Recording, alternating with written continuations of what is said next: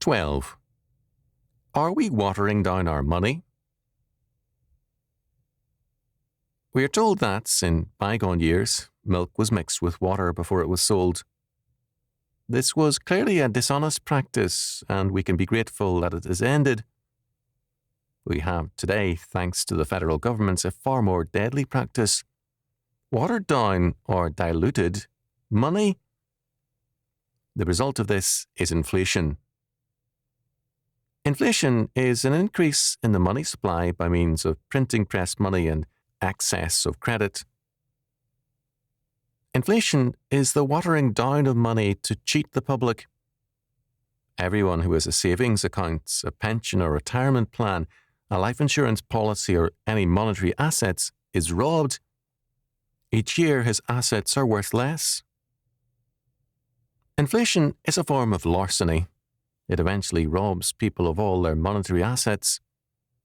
For a time, it rewards the debtors because it enables people to pay off good debts with bad money as money gets cheaper.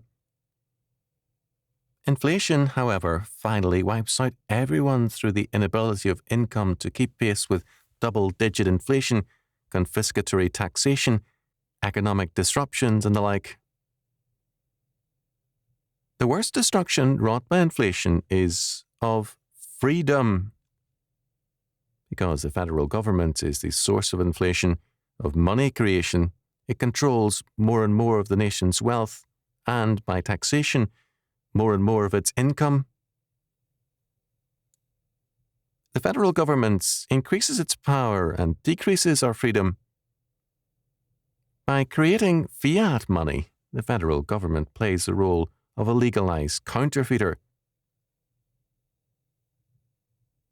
Accelerating inflation is the prelude to a number of evils: totalitarianism, economic controls, social unrest and moral decay, revolutionary activities, and more.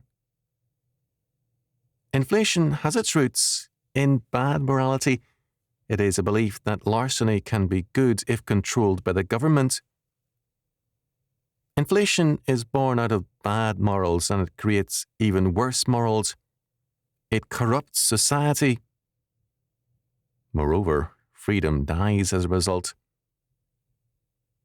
The purpose of the U.S. Constitution, according to the Founding Fathers, was to chain the federal government in order to keep the people free.